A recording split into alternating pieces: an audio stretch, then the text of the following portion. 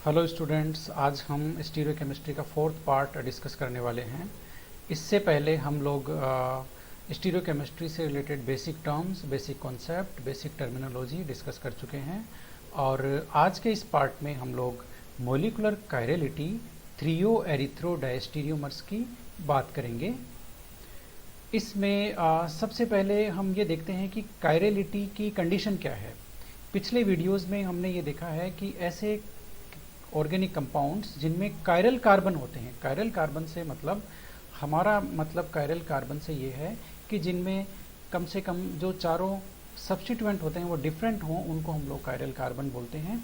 और यदि ऐसे मॉलिक्यूल जिनमें कायरल कार्बन होते हैं वो कायरल होते हैं। लेकिन क्या कायरल कार्बन की उपस्थिति कायरलिटी के लिए इसेंशियल कंडीशन है? नहीं, यह नहीं है। इसका मतलब ये हुआ कि बहुत सारे ऐसे मॉलिक्यूल हैं जिनमें कायरल कार्बन नहीं होते लेकिन फिर भी वे क्या होते हैं? कायरल। इसके साथ ही एक हम इम्पोर्टेंट एग्जाम्पल डिस्कस कर चुके हैं, मीजो कंपाउंड, जो कि दो दो कायरल कार्बन होने के बावजूद भी अकायरल होते हैं। इसका मतलब यही हुआ कि कायरल कार्बन की उपस्थिति कायरलिटी के लिए जरूरी नहीं है। मॉलिक्यूल कायरल कार्बन के बिना भी कायरल हो सकता है और कायरल कार्बन होते हुए भी अकायरल हो सकता है, जैसे कि मीजो कंपाउंड्स के केस में हुआ। तो फिर कायरलिटी की इसेंशियल कंडीशन क्या है? कायरलिटी की डेफिनेशन में हमने सीखा है पिछले वीडियो में कि वे कंपाउंड जो अपनी मिरर इमेज के ऊपर सुपर इम्पोज नहीं होते हों, जो non super imposable mirror image create करते हों, उन कंपाउंड्स को हम कायरल कंपाउंड कहते हैं। और जो कंपाउंड कायरल होते हैं वो ऑप्टिकली एक्टिविटी शो करते हैं। तो यहाँ पर non super imposable mirror images कब क्रिएट होंगी, या कोई भी कंपाउंड अपनी मिरर इमेज के ऊपर सुपर इम्पोज कब नहीं होगा? इसके लिए इसेंशियल कंडीशन है मॉलिक्यूल ओवरऑल एसिमेट्रिक होना चाहिए, या फिर मॉलिक्यूल में मॉलिक्यूलर डिसिमेट्री होनी चाहिए। इसका मतलब ये हुआ कि मॉलिक्यूल ओवरऑल एसिमेट्रिक होना जब होगा तब वो अपनी मिरर इमेज के ऊपर सुपर इम्पोज नहीं होगा और तब वो कायरल होगा, क्योंकि कायरलिटी की डेफिनेशन ही यही है कि मॉलिक्यूल यदि अपनी मिरर इमेज के ऊपर सुपर इम्पोज नहीं हो रहा है तो वो कायरल है। इसलिए कायरल, मैं आपको एक बार फिर बता दूं, कायरल कार्बन की उपस्थिति कायरलिटी के लिए जरूरी नहीं है। कायरल कार्बन होते हुए भी मॉलिक्यूल अकायरल हो सकता है। इसका एग्जाम्पल है मीजो कंपाउंड। और बहुत सारे ऐसे कंपाउंड हैं जिनमें कायरल कार्बन नहीं होता है, उसके बावजूद भी वो कायरलिटी शो करते हैं। इस कॉन्सेप्ट को हम लोग बोलते हैं मॉलिक्यूलर कायरलिटी। और आज के वीडियो में हम लोग यही डिस्कस करने वाले हैं कि किस तरह से कायरल सेंटर्स नहीं होते हुए भी मॉलिक्यूल कायरलिटी शो करते हैं। तो मॉलिक्यूलर कायरलिटी के कॉन्सेप्ट को समझने के लिए हम लोग तीन इम्पोर्टेंट एग्जाम्पल के माध्यम से यह हम लोग डिस्कस करने वाले हैं। सबसे पहला है एलिन, दूसरे हैं स्पाइरेंस और तीसरे हैं बाइफेनिल्स। सबसे पहले हम लोग लेते हैं एलिन्स। एलिन्स में मॉलिक्यूलर कायरलिटी के कॉन्सेप्ट को समझने के लिए हम सबसे पहले इसकी स्ट्रक्चर को समझेंगे। एलिन्स 1,2 प्रोपाडाइइन होते हैं। एलिन्स में जो बीच वाला कार्बन एटम है उसके दोनों तरफ डबल बॉन्ड होते हैं और जो सिरों पर CH2 ग्रुप है वो परपेंडिकुलर प्लेन्स में होते हैं। इसका मतलब ये हुआ कि जो चारों हाइड्रोजन हैं वो एक ही प्लेन में नहीं होते, वो परपेंडिकुलर प्लेन्स में होते हैं। एलिन की स्ट्रक्चर को हम यहाँ पर इससे समझ सकते हैं कि एलिन में जो सेंट्रल कार्बन एटम है बीच में वो sp हाइब्रिडाइज्ड है और जो दोनों एंड्स पर CH2 कार्बन एटम है वो sp2 हाइब्रिडाइज्ड हैं। अब यहाँ पर तीनों कार्बन पर जो अनहाइब्रिडाइज्ड p ऑर्बिटल हैं उनके बीच में ओवरलैपिंग होगी और दो पाई बॉन्ड बनेंगे।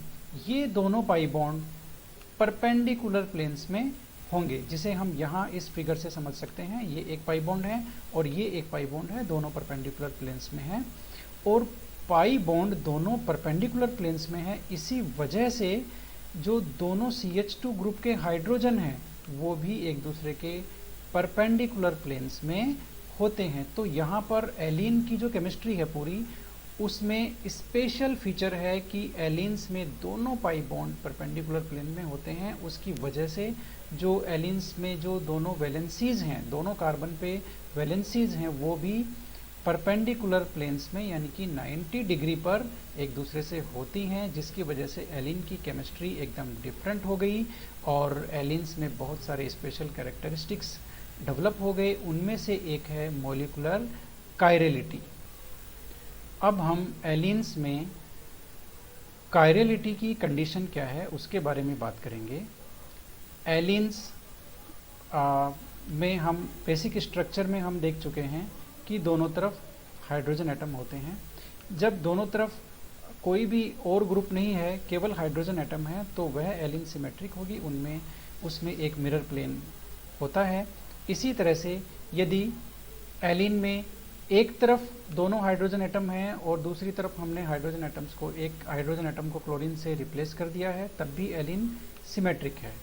और एलीन को कायरलिटी शो करने के लिए इसेंशियल कंडीशन है कि जो दोनों ग्रुप हैं, इस फिगर से हम लोग समझ सकते हैं कि जो दोनों ग्रुप हैं उनमें ए और जो बी वैलेंसीज हैं, ए और बी जो ग्रुप जुड़े हुए हैं वो सेम नहीं होने चाहिए, वो डिफरेंट होने चाहिए। A should not be equal to B.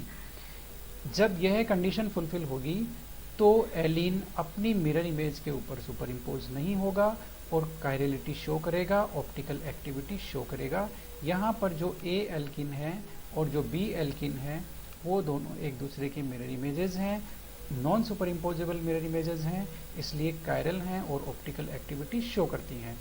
तो कंक्लूजन के रूप में हम ये कह सकते हैं कि एलीन्स कायरलिटी तभी शो करते हैं जब उसमें दोनों सिरों पर जो कार्बन एटम हैं उनकी वैलेंसीज, दोनों वैलेंसीज या उन पे जुड़े हुए ग्रुप डिफरेंट होने चाहिए, तब एलीन ओवरऑल एसिमेट्रिक होगा, उसकी mirror images non super imposable होगी और वो कायरलिटी शो करेगा।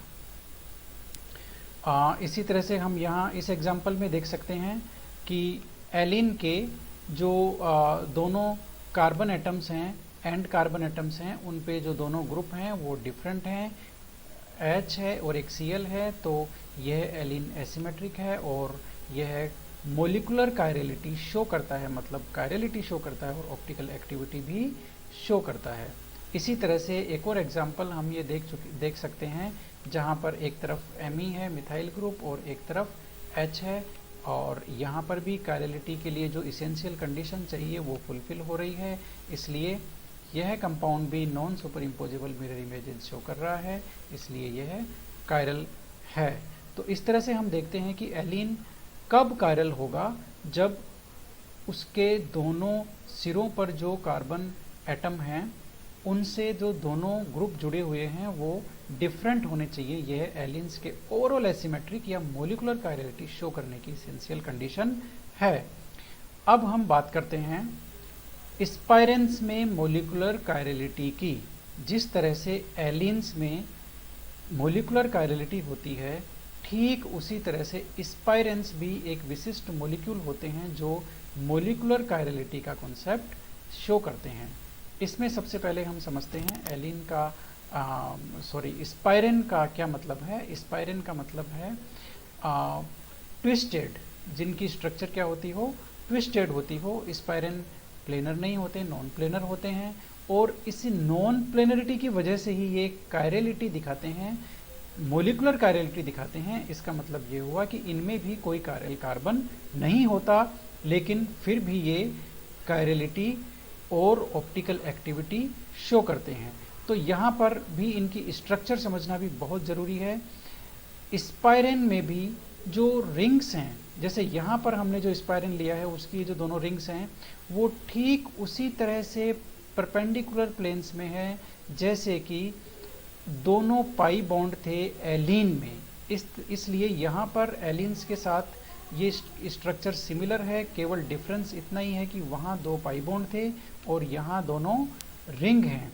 ये रिंग एक दूसरे के परपेंडिकुलर प्लेन्स में है। इसकी वजह से ही जो ये चारों ग्रुप हैं, 2 ग्रुप यहाँ पर और 2 ग्रुप यहाँ पर, ये भी आपस में परपेंडिकुलर प्लेन्स में हैं। तो कुल मिलाकर यह सिचुएशन, यदि पाई बॉन्ड और रिंग्स के डिफरेंस को इग्नोर करें तो यह सिचुएशन एलिन्स के जैसी ही है। इसलिए यहाँ पर भी कायरलिटी के लिए वही एसेंशियल कंडीशन होगी कि दोनों 2 एंड्स पे जो दोनों ग्रुप हैं वो डिफरेंट होने चाहिए। जब वो डिफरेंट होंगे तो इसमें कोई मिरर प्लेन या प्लेन ऑफ सिमेट्री नहीं होगा, जिसकी वजह से एक स्पाइरन अपनी मिरर इमेज पे सुपर इम्पोज नहीं करेगा और वो मोलिकुलर कायरलिटी शो करेगा। कुल मिलाकर, और इसी तरह से हम एक अगला एग्जाम्पल भी हम देख सकते हैं। यहाँ पर भी स्पाइरन में non super imposable mirror images हो रही हैं, इसलिए ये दोनों एक दूसरे के एनांसियोमर्स हैं और एक दूसरे के मोलिकुलर कायरलिटी शो करते हैं। तो स्पाइरेंस के लिए क्या कंडीशन हुई? स्पाइरेंस के लिए भी वही कंडीशन हुई जो एलिन्स में थी। A should not be equal to B, A और बी दोनों अलग अलग होने चाहिए, तभी वो स्पाइरेन क्या होगा, मोलिकुलर कायरलिटी या कायरलिटी या ऑप्टिकल एक्टिविटी शो करेगा। इस तरह से ये हमारा दूसरा एग्जाम्पल था स्पाइरेंस। अब हम तीसरे और अंतिम उदाहरण की तरफ बढ़ते हैं, वह है बाइफेनिल्स। बाइफेनिल्स में मोलिकुलर कायरलिटी को समझने के लिए हमें उसकी स्ट्रक्चर को समझना होगा। इसकी स्ट्रक्चर, बाइफेनिल की जो स्ट्रक्चर है वो डाइपोल मोमेंट मेजरमेंट्स और एक्सरे डिफ्रैक्शन के डेटा पे ये कंक्लूड किया गया है कि इसमें जो दोनों बेंजीन रिंग हैं वो कोएक्सियल होती हैं और डिफरेंट प्लेन्स में होती है। यहाँ पर हम देख सकते हैं कि यहाँ पर कुछ डाइहेड्रल एंगल है, इन दोनों रिंग्स के बीच में डाइहेड्रल एंगल है, ये सेम प्लेन में ये दोनों रिंग्स नहीं हैं। और इसी वजह से बाइफेनिल भी मोलिकुलर कायरलिटी का कॉन्सेप्ट शो करता है, मोलिकुलर कायरलिटी दिखाता है, क्योंकि इसकी दोनों बेंजीन रिंग डिफरेंट प्लेन में होती है। अब हम देखते हैं कि बाइफेनिल्स में क्या ज़रूरी कंडीशन है ऑप्टिकल एक्टिविटी होने के लिए। तो ऑप्टिकल एक्टिविटी होने के लिए सबसे पहली कंडीशन है कि जो ऑर्थो पोजीशन पे जो ग्रुप जुड़े हुए हैं वो बल्कि ग्रुप होने चाहिए, वो लार्ज ग्रुप होने चाहिए। इसका रीज़न हम अगली स्लाइड में देखेंगे। और दूसरी कंडीशन ये है कि दोनों बेंजीन रिंग में से किसी भी बेंजीन रिंग में प्लेन ऑफ सिमेट्री नहीं होना चाहिए, प्लेन ऑफ सिमेट्री नहीं होना चाहिए। ये दोनों कंडीशन जब कोई भी बाइफेनिल फुलफिल करेगी तो वह मोलिकुलर कायरलिटी या फिर ऑप्टिकल एक्टिविटी शो करेगी। यहाँ पर हम देखते हैं कि ये है ऐसा, ये बाइफेनिल है, इसमें कोई भी ऑर्थो पोजीशन पे कोई भी ग्रुप जुड़ा हुआ नहीं है, इसलिए इसमें मिरर प्लेन है और ये सिमेट्रिक है और एकाइरल है। लेकिन यदि यहाँ पर ग्रुप जुड़ जाते हैं तो वह एसिमेट्रिक हो जाती है और वो कायरल हो जाती है। लेकिन ग्रुप की कंडीशन साथ में जुड़ी हुई है। यदि वह हम उसके जो रिजोल्वेबल एनांसियोमर्स हैं वो हमें तभी मिलेंगे जब जो ग्रुप जुड़े हुए हैं ऑर्थो पोजीशन पर वो बल्कि ग्रुप हो। एक एग्जांपल यहाँ हम देख सकते हैं कि एक तरफ NO2 जुड़ा हुआ है और दूसरी ऑर्थो पोजीशन पर COOH पूरा ग्रुप जुड़ा हुआ है, दोनों बल्कि ग्रुप हैं। इसकी वजह से इसके जो दोनों एनांसियोमर्स हैं वो रिजोल्वेबल हैं और हम ये कह सकते हैं कि ये अपनी मिरर इमेज के ऊपर सुपर इम्पोज नहीं हो रही है और इसकी वजह से ये मोलिकुलर कायरलिटी का कॉन्सेप्ट शो करती है। और इस तरह के जो कॉन्सेप्ट है जिसमें सिंगल बॉन्ड, ये बल्कि ग्रुप होने की वजह से सिंगल बॉन्ड पर जो रोटेशन पॉसिबल था इस स्ट्रक्चर में वो इसमें पॉसिबल नहीं है। पॉसिबल नहीं होने की वजह से यहाँ पर कंपाउंड कायरल हो गया और इस तरह की chirality resulting from restricted rotation around a single bond, इसको हम बोलते हैं एट्रोपाइसोमेरिज्म। इसे हम एट्रोपाइसोमेरिज्म बोलते हैं। तो molecular chirality in biphenyls is also known as atropisomerism. तो यहाँ पर हम एक एक करके दोनों जो कंडीशंस हैं बाइफेनिल्स में मोलिकुलर कायरलिटी की उनकी बारे में हम बात करेंगे। पहली कंडीशन हम देख ही चुके हैं कि जो ऑर्थो पोजीशन पर सब्स्टिट्यूएंट हैं वो लार्ज साइज के होने चाहिए, और इतनी लार्ज साइज के होने चाहिए कि वो जो सिंगल बॉन्ड के अराउंड जो रोटेशन है उसको वो रेस्ट्रिक्ट कर दे, रोटेशन नहीं होने पाए, जिससे कि दोनों जो मिरर इमेजेस होंगी वो नॉन सुपर इम्पोजिबल हो जाएगी और कंपाउंड कायरलिटी शो करेगा। इसलिए यहाँ पर हम देख सकते हैं कि अभी ये सेम एग्जांपल हम डिस्कस कर चुके हैं। इसमें बल्कि ग्रुप जुड़े हुए हैं, इसलिए दोनों जो बेंजीन रिंग्स हैं वो कोप्लेनर नहीं हैं, और इस तरह से ये मॉलिक्यूल अपनी मिरर इमेज के ऊपर सुपर इम्पोज नहीं होगा, इसलिए ये कायरलिटी शो करता है और ऑप्टिकल एक्टिविटी शो करता है। अगले एग्जाम्पल के रूप में हम लोग लेते हैं जहाँ पर हमने NO2 की जगह पर फ्लोरीन ग्रुप अटैच किया है। फ्लोरीन एक स्मॉलर ग्रुप है जिसकी वजह से सिंगल बॉन्ड के अराउंड जो रोटेशन होता है वो पॉसिबल हो जाता है। पॉसिबल होने की वजह से क्या होगा कि हमें यहाँ पर दोनों एनांसियोमर्स को डिफ्रेंशिएट नहीं कर पाएंगे। दोनों एनांसियोमर्स की जो फॉर्म है वो उनको रिजोल्यूशन नहीं कर पाएंगे हम लोग। उसकी वजह से क्या होगा, हमें उसकी वजह से रेसिमेट मिलेगा, हमें यहाँ पर रेसिमाइजेशन हो जाएगा और रेसिमेट मिलेगा।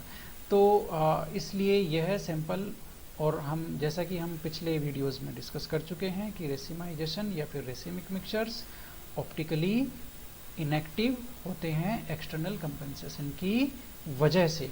तो यहाँ पर इंडिविजुअली यदि हम लोग देखें तो मॉलिक्यूलर कायरलिटी शो कर रहा है, लेकिन स्मॉल ग्रुप होने की वजह से रेसिमाइजेशन हो गया, और रेसिमाइजेशन हो गया तो ओवरऑल मिक्सचर जो है वो ऑप्टिकली इनएक्टिव हो गया। तो इससे यह पता चलता है कि दोनों एनांसियोमर्स को रिजोल्वेबल फॉर्म में प्राप्त करने के लिए ऑर्थो पोजीशन पे जो ग्रुप हैं वो बल्कि होने चाहिए। सेकेंड कंडीशन की यदि बात करें तो बाइफेनिल्स में प्लेन ऑफ सिमेट्री नहीं होना चाहिए। ये तो एक बहुत इसेंशियल कंडीशन है कायरलिटी के लिए भी। वे सारे मॉलिक्यूल जिनमें प्लेन ऑफ सिमेट्री होता है वो अकायरल होते हैं, और जिनमें प्लेन ऑफ सिमेट्री नहीं होता वो कायरल होते हैं। तो same condition is also applicable for biphenyls. यहाँ पर हमने 4 एग्जाम्पल लिए हैं। इनमें हम देख सकते हैं कि मिरर प्लेन या प्लेन ऑफ सिमेट्री नहीं है। वो इस वजह से नहीं है कि दोनों ऑर्थो पोजीशन पर एक ही बेंजीन रिंग में या किसी भी बेंजीन रिंग में दोनों ऑर्थो पोजीशन पे जो ग्रुप जुड़े हुए हैं वो डिफरेंट हैं। वो डिफरेंट होने की वजह से यहाँ पर प्लेन ऑफ सिमेट्री नहीं एग्जिस्ट करेगा, और प्लेन ऑफ सिमेट्री एग्जिस्ट नहीं करेगा तो मोलिकुलर कायरलिटी शो करेगा, ऑप्टिकल एक्टिविटी शो करेगा। तो इस तरह से ये 4 एग्जाम्पल हैं जिनमें प्लेन ऑफ सिमेट्री नहीं है, क्योंकि ऑर्थो पोजीशन पर डिफरेंट ग्रुप हैं और मोलिकुलर कायरलिटी का कॉन्सेप्ट यहाँ पर फॉलो हो रहा है। अब हम इस वीडियो के दूसरे पार्ट में एरिथ्रो और थ्रियो नोमेनक्लेचर की बात करते हैं। इससे पहले मैं आपको समराइज कर दूं वापस कि हमने क्या पढ़ा है। हमने बेसिकली मोलिकुलर कायरलिटी में ऐसे 3 एग्जाम्पल डिस्कस किए हैं जिनमें कायरल कार्बन नहीं होता लेकिन फिर भी वो कायरलिटी शो करते हैं। एलिन्स, बाइफेनिल्स और स्पाइरेंस। ऐसा इसलिए होता है क्योंकि इन मॉलिक्यूल्स की विशिष्ट स्ट्रक्चर होती है जिससे इनमें ओवरऑल मॉलिक्यूलर डिसिमेट्री पैदा हो जाती है, और जिससे ये अपनी मिरर इमेज के ऊपर सुपर इम्पोज नहीं होते। फलस्वरूप यह मॉलिक्यूल कायरलिटी शो करते हैं। अब हम बात करेंगे थ्रियो और एरिथ्रो नोमेनक्लेचर की। इसमें यह नोमेनक्लेचर बेसिकली डायस्टीरियोमर्स के लिए हम लोग यूज़ करते हैं। ऐसे डायस्टीरियोमर्स जिनमें 2 कायरल सेंटर हों और वो भी एडजेसेंट कायरल सेंटर हों, एक दूसरे के पास पास हों, और जिन पे सेम ग्रुप जुड़े हुए हों, सेम ग्रुप हैं दोनों पे वो जुड़े हुए हों। इसमें हम लोग इस तरह के डायस्टीरियोमर्स का नोमेनक्लेचर करते हैं। यह नोमेनक्लेचर बेसिकली 4 कार्बन का जो एल्डो शुगर है, 4 कार्बन का एल्डो शुगर एरिथ्रोस और थ्रियोस जो कि एक दूसरे के आइसोमर हैं, इनकी स्ट्रक्चर पर बेस्ड है। यहाँ पर दोनों की स्ट्रक्चर दी हुई है, यह एरिथ्रोस है और यह थ्रियोस है। इन दोनों को डिफ्रेंशिएट करने का क्या तरीका है? यह दोनों फिशर प्रोजेक्शन में थ्रियोस में दोनों सेम ग्रुप ऑपोजिट साइड है, जबकि एरिथ्रोस में दोनों सेम ग्रुप सेम साइड है। इसी कॉन्सेप्ट को हम लोग लेकर चलते हैं डायस्टीरियोमर्स के नोमेनक्लेचर करने के लिए। तो यहाँ पर हम देख सकते हैं कि ऐसे मॉलिक्यूल जो एरिथ्रोस कार्बोहाइड्रेट के जैसे होते हैं, एरिथ्रोस शुगर के जैसे होते हैं, या फिर कहने का मतलब है कि जिनमें सेम ग्रुप सेम साइड में होते हैं, कोई भी दो सेम ग्रुप सेम साइड में होते हैं जिनके फिशर प्रोजेक्शन में, उनको हम लोग एरिथ्रो आइसोमर बोलते हैं। और जिनमें सेम ग्रुप ऑपोजिट साइड में होते हैं फिशर प्रोजेक्शन में, उनको हम लोग थ्रियो आइसोमर बोलते हैं। उदाहरण के लिए हम लोग यहाँ पर 2,3-डाइक्लोरोइथेन को ले सकते हैं, जिसमें उस डायस्टीरियोमर में, उस आइसोमर में जिसमें दोनों क्लोरीन आपस में ऑपोजिट साइड हैं, उसको हम लोग क्या बोलेंगे? थ्रियोस बोलेंगे। यहाँ पे थोड़ा सा नोमेनक्लेचर उल्टा हो गया। और जिसमें दोनों सेम साइड में हैं, उसको हम लोग एरिथ्रोस बोलेंगे। तो इस तरह से हम एरिथ्रो और थ्रियो नोमेनक्लेचर समझ सकते हैं। और यह 4 कार्बन का जो शुगर थे, थ्रियोस और एरिथ्रोस, उनके ऊपर डिपेंड करता है। Same group same side in Fischer projection, erythro isomer. Same group on different side in Fischer projection, threo isomer. और इस तरह से आज के वीडियो में हमने मॉलिक्यूलर कायरलिटी और थ्रियो एरिथ्रो नोमेनक्लेचर डायस्टीरियोमर्स का जो होता है उसको हमने समझा है। और इसी के साथ आप सभी का धन्यवाद। अगला वीडियो लेकर के जल्द ही हम मिलते हैं। स्टीरियोकेमिस्ट्री का बाकी पोर्शन आप सीखते रहिए, लर्न करते रहिए। Thank you once again.